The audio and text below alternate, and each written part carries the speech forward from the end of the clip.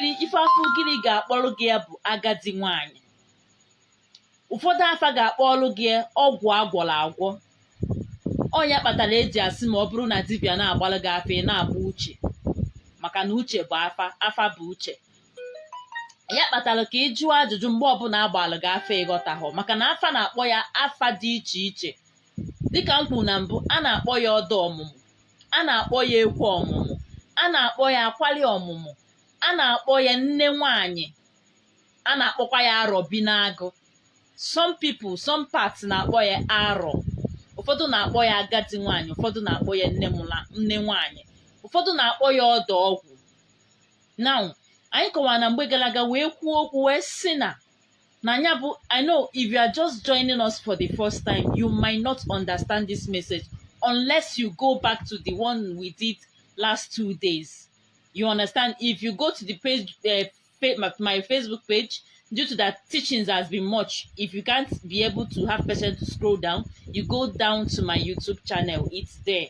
Okay, so akwali ọmụmụ ha anyị jisi ike wee sị na enwere akwali ọmụmụ ndị na-adị two faces. Na akwali ọmụmụ abụrụ sọ fertility ka ọ na-alụ. Akwali ọmụmụ can bring fertility n'ife gbasalụ amụmụ nwa.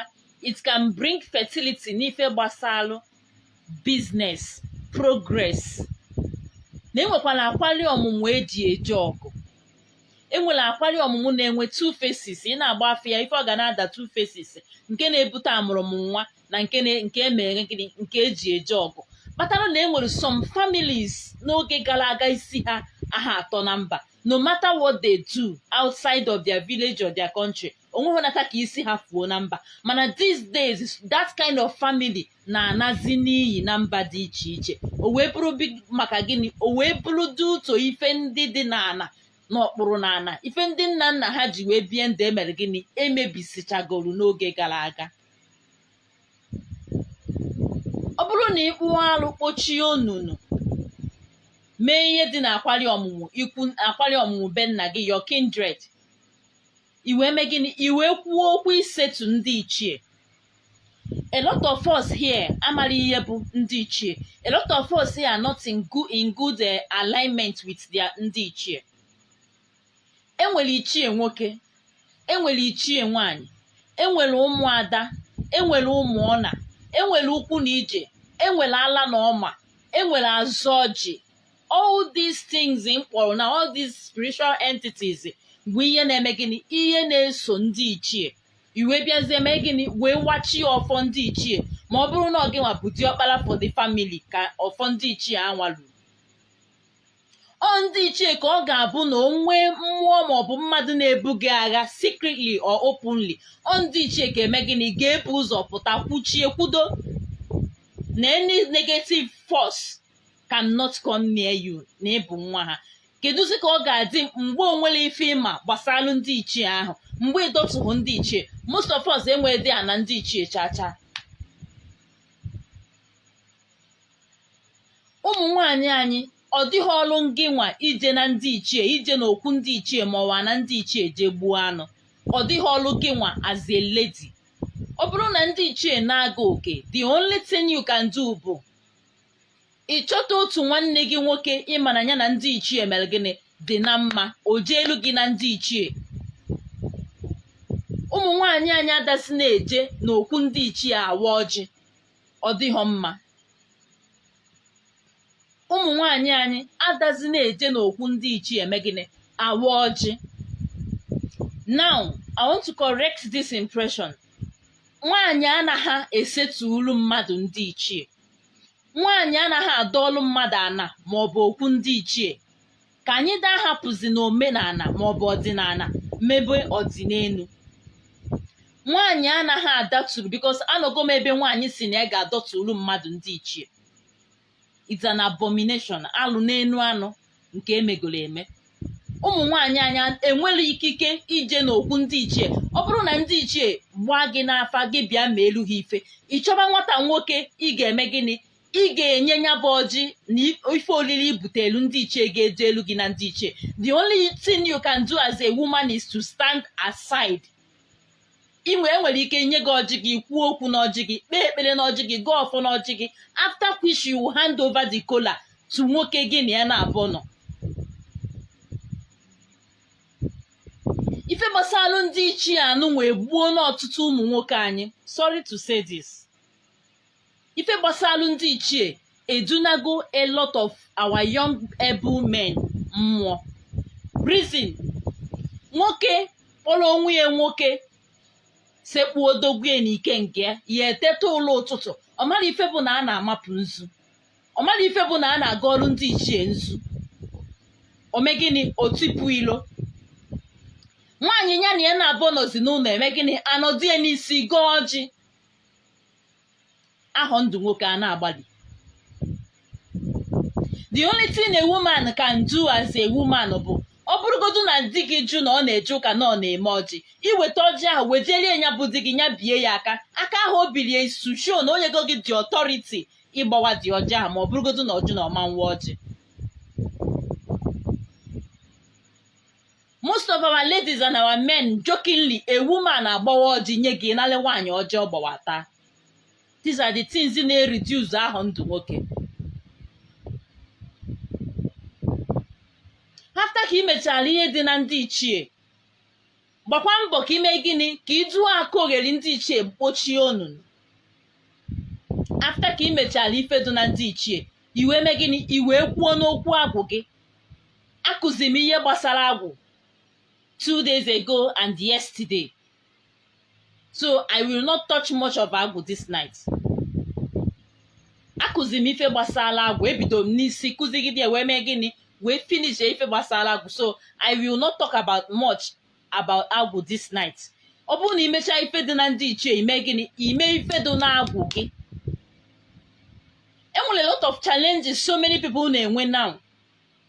These are the things, I'm sorry to say, these are the things ọ ga-aba abịa ibe gị na-aga n'ihu, ọ dịka ya sị na o nwere ife na-adọchiga gị azụ. Ifu ndị ka agba mbọ ha eme gịnị, they will be moving forward. Nke nwa nọrọ ebe ị nọ every day.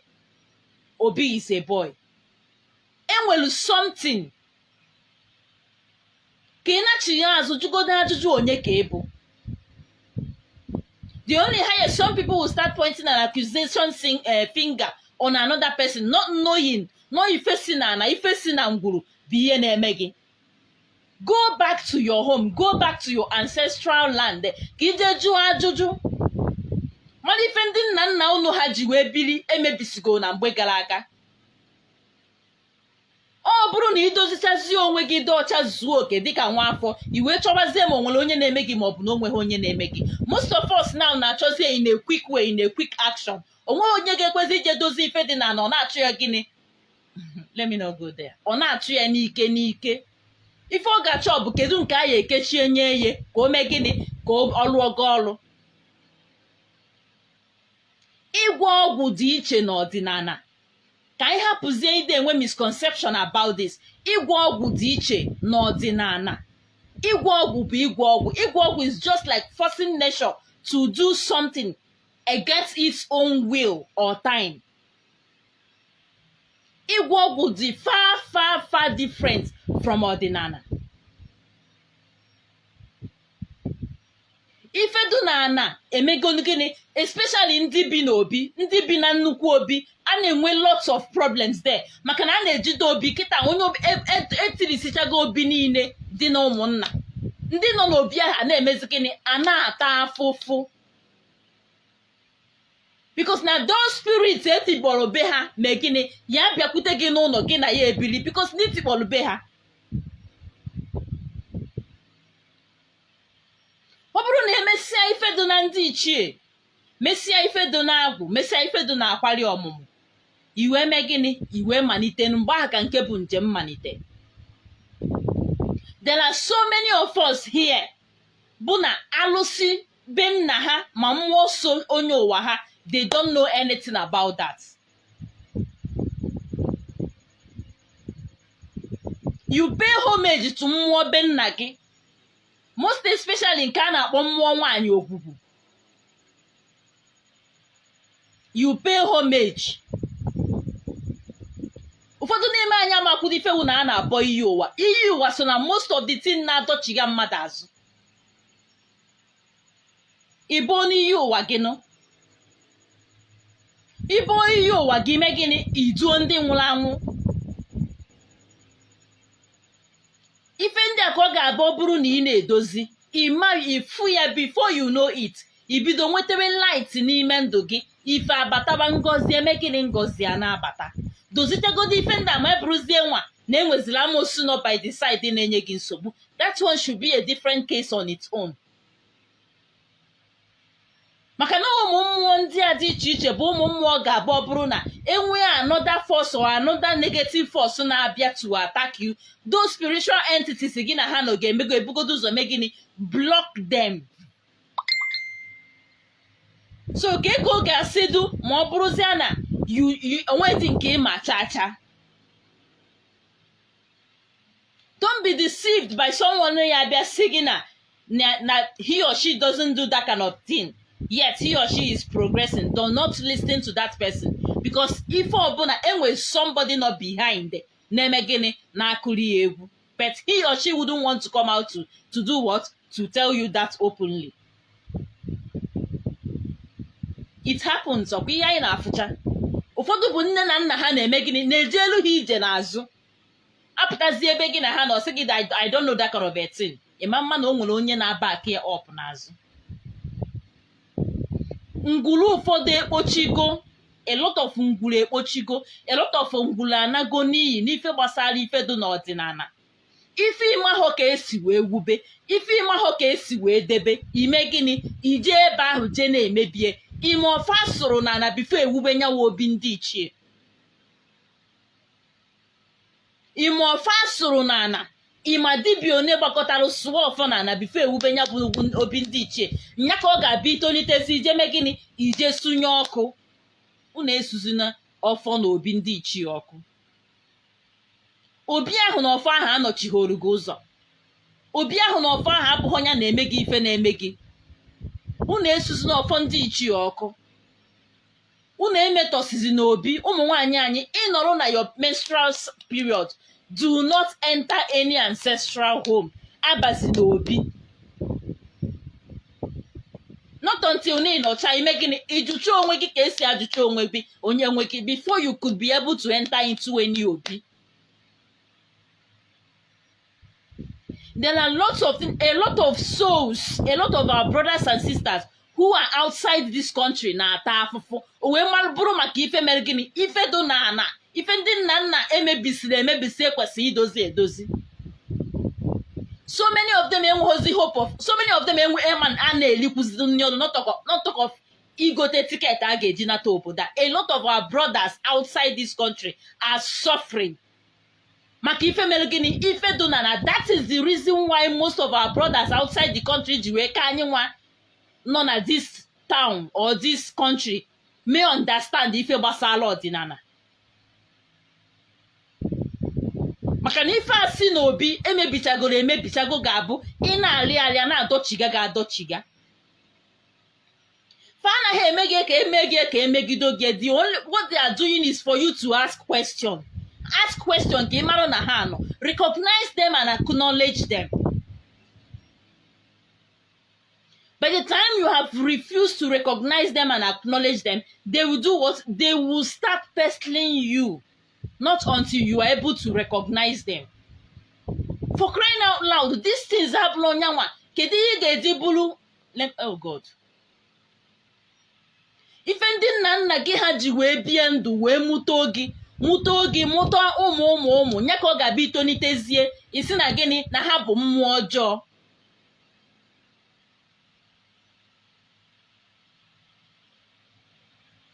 Ife ndị nna nna gị ha ji wee mee gịnị? Wee nụọ ọgụ mgbe gara aga wee zọta ana mụ na gị bi taa. Nya ka ọ ga-abịa itonitezi isi na nya bụ ife bụ gịnị? Ife dị njọ. Aka na-ekwu ka a na-ekwu ile aha na nna gị hapụrụ gị, lekwuo ụmụ ini nna nna gị na a na-achọ ego. Abụmọnụ these days aka na-ekwu okwu ife na-eme. The next generation abụmọnụ ka na-esu ya ka na-abịa. maka na ana na-elezi this time around. I wonder ebe our children and our children ga-ebi. So many people elego ana ndị ichie ha. So many people elego ana ebe eniri nna ha. It's a very shameful act. Iwela ana ebe eniri nna gị lesi another blood. Nna gị ahụ na-emekwa onwekwara mgbe ị dị echiche na nna gị ahụ ga-anọ ụwa ọzọ na be gị. Ọ bụrụ na nna gị ahụ lesibala na etu anyị si ele ana n'ụbọchị taa, kedu ebe mụ na gị na-abọ ka ala ịnọ? Anyị wee chụrụzie ego gaba, wee hapụ ife eji wee mara anyị, wee hapụ njirimara anyị. Ndị be anyị tụrụ inu wee sị na ife a na-achọ n'uko enu na ọ dụkwa na anyị n'ụka ana. Ife onye ọbụla na-agbaji elu na-echa n'anya n'enu na ọdụ anyị n'ọkpa ntọala. These days afọ onye ji nzu eme gịnị? Agụọ ya afa. Most of us ga-eme gịnị? Most of us na-eje n'azụ, apụta n'ihu n'ilo ha ma njide nwa ọkụkọ, mana ha jee n'azụ ha eje ọgọdọ wee kwọrọ nkụta. It's a very shameful act. It's a very shameful thing. So many, a lot of our able men amakwa ife wa agwụ. A lot of them amala ife ba agwụ. Elu ebe promotion ga-elulu gị, achọ ofu asịrị kụọ, welu promotion lulu gị nye onye ọzọ. Ị chọrọ ịjụ ajụjụ. Go back to your land. Zie ozi, don't eji na data excuse na ịnọrọ nso. Zie ozi n'ụlọ na mmadụ ka nọ n'ụlọ. Go back to your land. Jee ka unu dozie ife emebili emebi n'ụlọ. Our land is calling us back. Ana anyị na-akpọ anyị ugwu. Ana nna anyị ha na-akpọ anyị ugwu. Ka anyị na-achịkọtaba n'azụ ka anyị dozie ife emebili emebi. A lot of souls are going astray today. Ebe o si ewutekwazi much bụ na ndị nwanụ tọrọ anyị atọ has nothing to offer. Sorry. Ndị nwanụ tọrọ anyị atọ enwekwuzi nke ha, ma ndị kwesịrị na ọ bụ ha nwa kwesịrị ịda akụziri anyị. They do not know anything. Ka anyị na-achịga n'azụ. Now our tradition has turned to a thing of argument. Onye nke apụta ọsị gị n'otu a, onye nke apụta ọsị gị n'otu a. Another person will come out and bring his or her own idea. Onwezi onye maka esi eme nke. Mgbe na-ajụ ọwụkwu a ka na-amaghị ejije ụmụahịa. Ndị ụmụahịa na-ebe unu ewe n'iwe.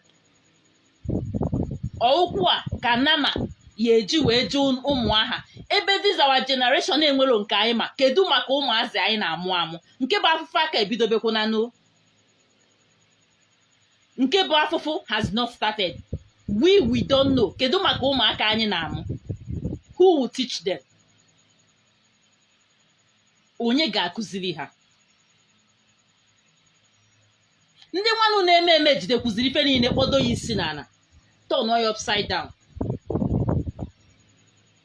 Ewesizie na nke wụ ọkụ na-aba na frying pan. Ka anyị nachigha azụ. Our ancestors is calling us. Go and cleanse your land. Go and start from where our ancestors stopped. Now recognize that your ancestors does not stop you from ije obodo oyibo ịchọrọ ije. But malugodu na enwere something not within you. Mana na enwere something not inside of you. Most of us are not going to. A lot of families today lose their glory because of this issue of ancestral stuff. Okay, there, I will accept your request. Let me finish up. I'm going to accept your request there. A lot of our brothers and sisters, a lot of our families these days have lost their glory due to this issue of ancestral stuff. Most family, I can bet you on this, most families are malleable of Ondichi. Sorry.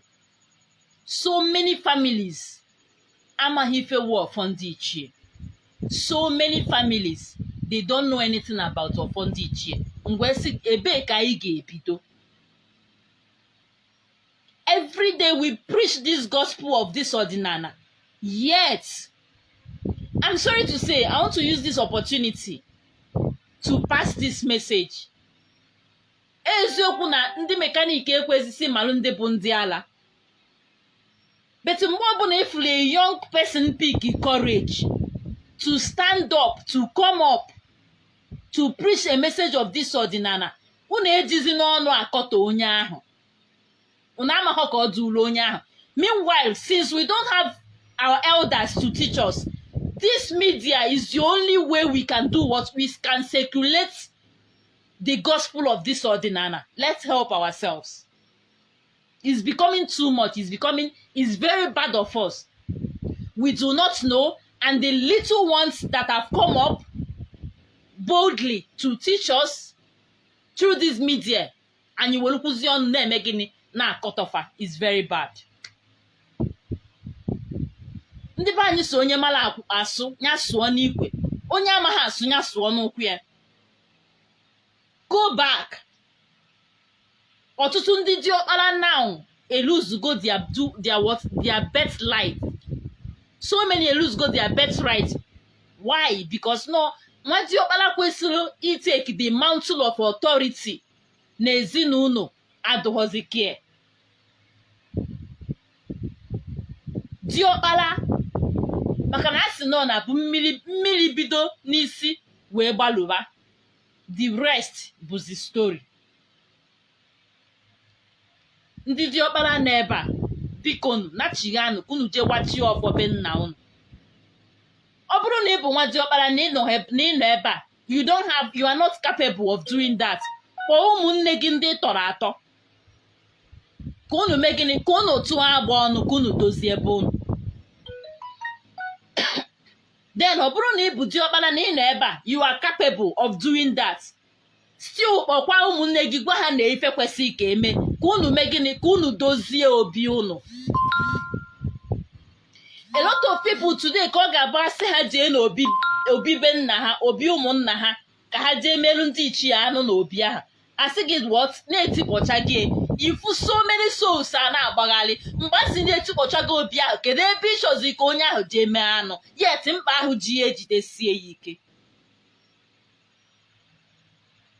Long ago in the days, mgbe ọ ga-abụ abatacha n'obodo etu a, asị ka eje na village square, ka eje mee gịnị, ka eje nwee ọgbakọ. Ụmụaka pụta na-egwu egwu na that village square. Aṅụrị adụ. Now enwezi ife dị ka ife ndị anwa. Unu amakwa na ọ na-abụ mmadụ gbachaa na chi ufolo abalị ụmụ mmụọ agba. So many people amaro the spiritual benefits of that ancestral home a na-akpọ obi. A lot of people ama here.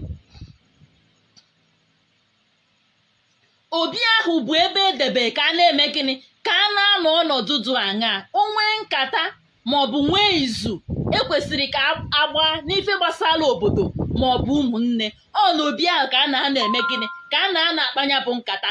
Malụkwanụ nọ na bụ mmadụ kpacha anya bụ nkata, gbacha anya bụ izu during the day. At night, the ancestors abịa mee gịnị, gbaa izu nke ha, how to solve the problem.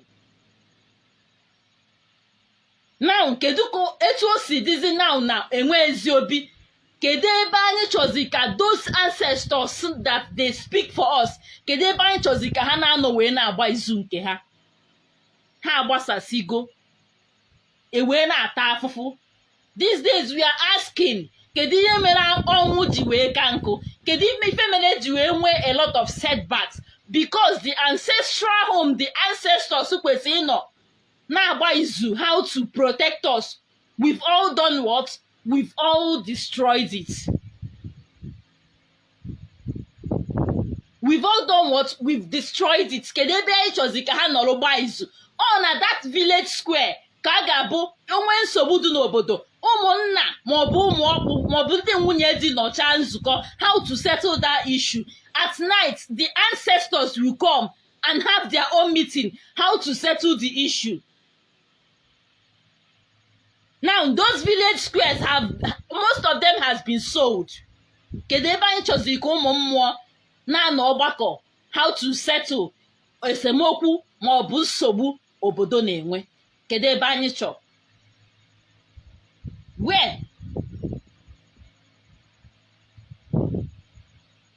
Anya anyị dụcha n'enu mgbe e nwere that village square, ụmụaka, ụmụ okoro, ụmụ agbọghọ na-eme gịnị na-apụta mee gịnị nwee egwu ọnwa, mkpakọrịta ụkwụ, enwe nkụzi dị aṅa n'ife gbasara obodo. These days enwere onye na-eme. Everybody, you are on your own. Onye ọbụla bụzi VIP. A lot of things are going wrong. Anyị bụ ụmụafọ Igbo gbara ọsọ gbakarịa chi anyị n'ọsọ. Chi anyị wee mee gịnị? Wee gbakarịa anyị n'ọsọ. Ka anyị nachighi azụ.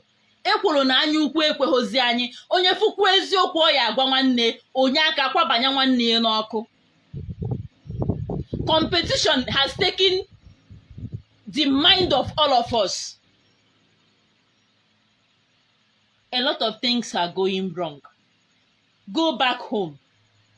The only thing that can save you is in your father's compound. Go back home.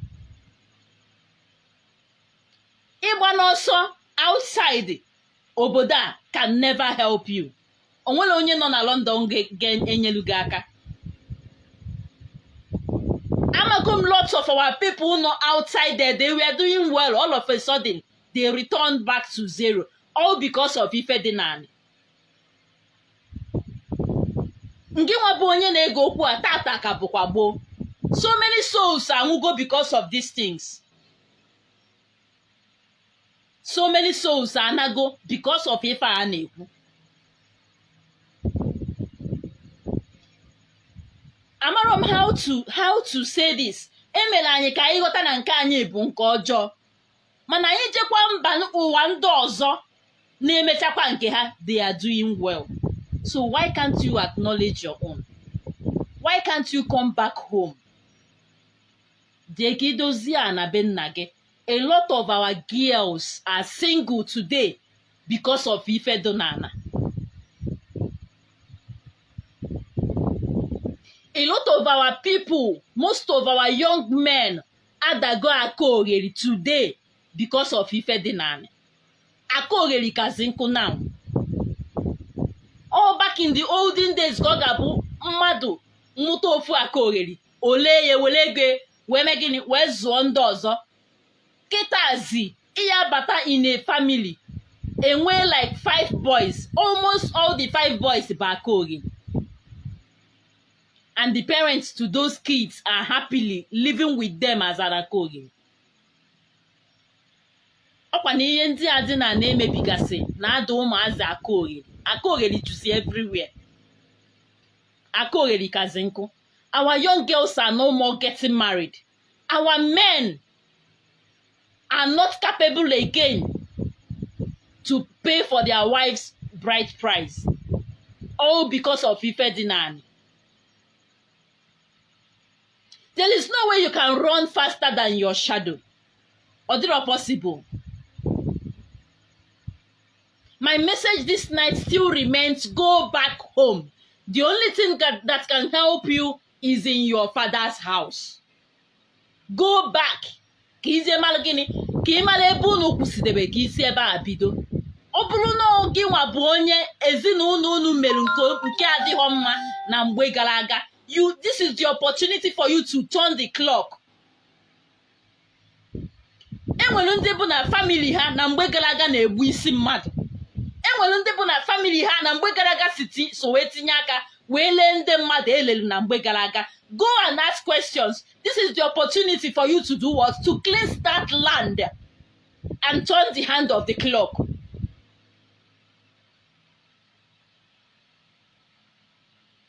This is the opportunity. You don't leave it like that. God continues there like that, Gaba.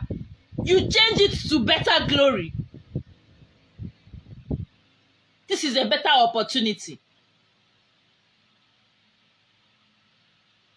Ụfọdụ ụmụ nwoke anyị na-eme odogwu mana fe enwe ha agwụ. wee bụrụ ife ifele. Agwụ na-eme gịnị? Agwụ na-asụ dimkpa ike n'ala, ọ malụ na ife na-eme. Agwụ kwesịrị ịdị edu gị na-eme odogwu. You've left it behind. A lot of things, a lot of our young men wee na-etinyezi aka n'ọgwụ, a lot of our young ladies wee na-etinyezi aka n'ọgwụ, o wee na-eme gịnị? O wee na-eduna ha n'ike. Maka na anyị mere gịnị? Anyị chọrọ ya ọsịsọ nwa ọma ọsịsọ. Anyị chọrọ ka ọ na-eme wait and take, e dey play, e dey show, and a lot of souls are doing what? Are going. A lot of souls are going. A lot of souls are damaging. A lot of souls are going astray. A lot of things are happening. Ka anyị na-achịgha n'azụ. Ka anyị na-achịgha n'azụ. Ka anyị wetuo anya ana. Kịta ka bụ gboo. There is still time. There is still time. Mgbe gara aga ka ọ ga-abụ, enwere some sort of obodo, some villages. No matter, like my own village now, ụdị ọgụ na mgbe gboo, ụdị ọgụ ọsọkwara si na anụ, ọgụ aha ada abata my village. Now, so many villages were like that before. Now, we mebisigo that kind of thing na-eme gịnị? Na-echekwa those villages. Enwezie ka ife si wee mee now. Onye ọbụla ga-etibenu fire na ka anyị mara ebe fire ga-ejedebe. Onye ọbụla ga-etibe fire. My village before, ụdị ọgụ ọsọkwara, no matter how strong ọgụ ahụ sọrọ anya jụ, it will never ever enter the village before. Enwere ọtụtụ obodo dị etu ahụ n'oge gara aga, mana ejidego udo things ejigwa echekwa obodo mee gịnị? Mebisia ya, kpọọ ha ọkụ. Now, ọ bụrụzia na ụdị ife adụ, where do we run to? We will gather and be clapping. Abi? Ụmụ Igbo, ka anyị malụzie ife na chi efogo. Ka anyị mara ife na chi efogo, kịta bụ ụtụtụ. We can still do better now. Go back home. Go back home. Your land is calling you. Most of us amara ife bụ onye ụwa ha. A lot of confusion. Most of us amara ife bụ onye ụwa ha.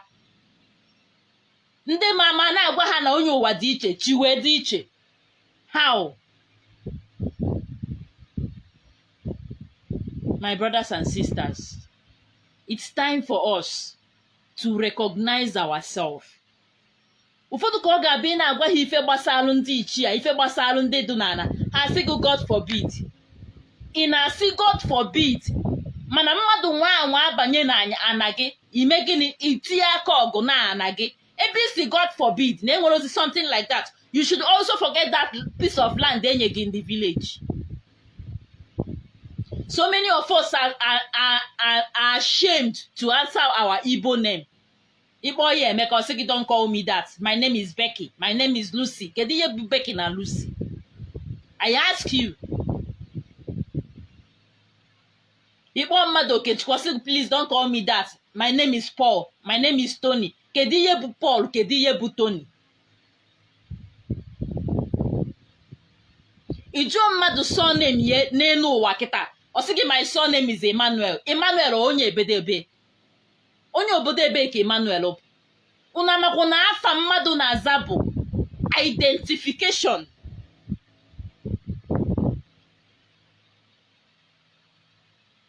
Mgbe mbụ ka ọ ga-abụ nne na nna mụọ nwa, ewele afa afịa baa nwatakịrị, enwere reason.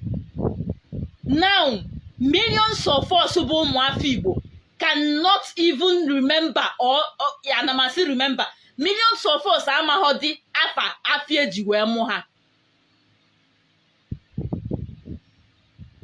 Ịpụta kpọọ mmadụ Okeke ma ọ Nweke, owebi iwe sị gị, don't call me that. Ịma reason for that. Ife ji wee were afa afịa ahụ wee baa gị ebu na n'oge na-abịa n'ihu ka ị marụ akpọghakwa gị Nweke ahụ, you remember nọ mbọsị Eke ka amụ gị. That is your identification. Enwere reason for that. Maka na ọ na-adịkarị mma mbọsị ọbụla ị chọrọ imerụ chi gị ife ka ị were afa afịa amụrụ gị wee mee gịnị? wee meelu chi gị ife.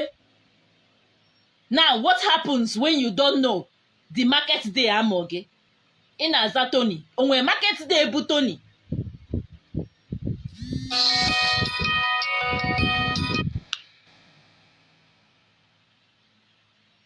My brothers and sisters, let's go home. Let's go home together. Ka anyị nachigata azụ, ka anyị gbakọ n'aka ọnụ, ka anyị nachiga azụ. Ka anyị jee mee gịnị? Ka anyị jee dozibe ife anyị ji bili. Unu egbuzi n'osisi nọ na village na ọbụla ya nwa na-eme ụnụ. Unu egbuzi n'osisi. Most of us amarozi ife bụ osisi a na-akpọ ngwu. Most of us amaro ife osisi a na-akpọ akpụ. Most of us amara ife a na-akpọ a lot. Ka anyị nachiga azụ. Let's go and build ourselves together.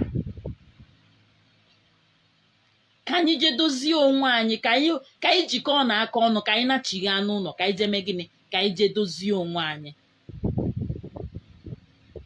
Anyị ga-aga gatee aka ma ọ bụrụ na anyị nachigata n'ụlọ dozie onwe anyị, na ọ bụrụ na anya luo anyị ana, anyị ga-aga gatee aka. Ife ọma ya ebido mee gịnị? Mebele anyị. Most of us anyị niile tinyeziri anya n'ebe ego nọ. Ekwughakwa ife ọma, ọ bụrụ na ego gị ejughị ụlọ, ị mara na ife ọma ahụ emerụ gị. Ndụ onye ọbụla dị ndụ na ahụ isi ike mere gịnị? Nwere ife ọma. A lot of us today na-aya ọya. Ọya anaghị agwọ agwọ. A na-aṅụ ọgwụ dịka ọ na-akawanye njọ. Yet you don't want to ask questions. Most of us na-aya ọya ndị ichie today, even as we are discussing now. Most of us na-aya ọya ndị ichie taa mụ na unu nọ. Ọya ndị ichie ha agwọ ya agwọ. Because no echi ọwụrụ isi nwanne echi ọbụla anya ịṅụ ọgwụ anya ọba n'imi. You keep on taking medications, yet no improvement, and you still do not want to do what? To ask questions. Ụfọdụ n'ime anyị asị ha na ụlọ, asị gị ehou me, I'm still young, how can I do that kind of a thing? My dear, I laugh. Nachiga nọ n'ụlọ. We can do better. Only ma anyị malụ na anyị bụ ụmụafọ Igbo. Ụmụafọ Igbo bụ ụmụ aja ana. Ka anyị nachighị ụlọ. Ife ji mara anyị na-anazi n'iyi. Ife ji mara anyị na-emezi mficha. A na-echefuzi ife ji mara anyị. Anyị amaghọkwụzi ife anyị bụ. Anyị amaghọzi ife anyị bụ. Na mgbe gboo oge gara aga ka ọ ga-abụ ahụ ya nwata. Agbaba n'ime ọfịa kpala ofu akwụkwọ, just ofu akwụkwọ, wee gwọọ ya bụ ọya. Now, anyị na-agazi ebe dị iche iche. We spend millions just to treat headache. Yet, the headache ekwela ana. Yet, we do not want to ask questions. Nwata nwaanyị mụtazie nwata, nwa ebolo dada, ọ sịgo over her dead body, not me. Na ọma nhanata nwa ya dada. A lot of kids anwụgo because of that. So many children anago because of that. When I was a child, oge nka na-ebunite, even Catholics na-eme gịnị na-ahapụ ụmụ ha dada. Dada bụ nwa amụma, dada bụ nwa Chineke. Si onye ọbụla mụtara nwa dada nwebe aṅụrị, maka na ụmụ mmụọ ndị ichie ndị mbụ na ndị egere mere gịnị kpọbatalụ gị ọgaranya na be gị, only if na ịmara ife dada ahụ bụ.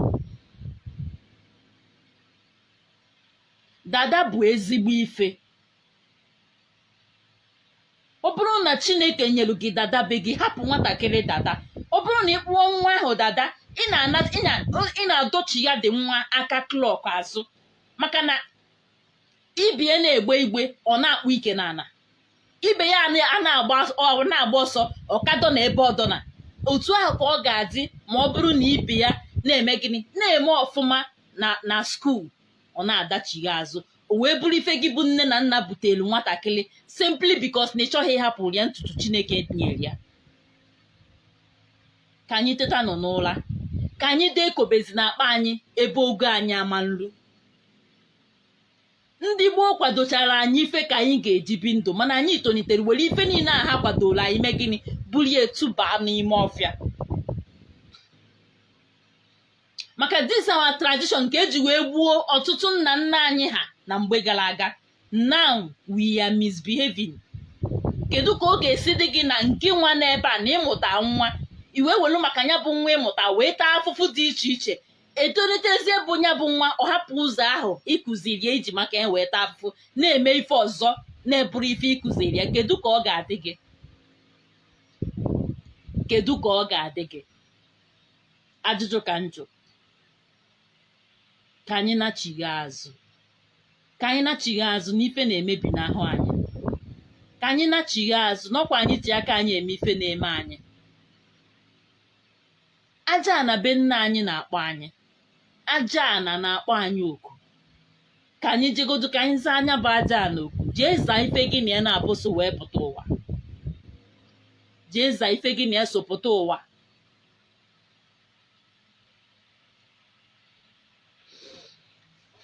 Okay guys, this is 10 o'clock already. Okay, we've come to the end of today's program. We've come to the end of today's program. I still remain your one and only Ada Ndigbo. Eji m n'aka na ịmụtalụ otu ife maọbụ ụzọ ife na-abụ maọbụ ụzọ ife na-atọ n'uhuruchi a.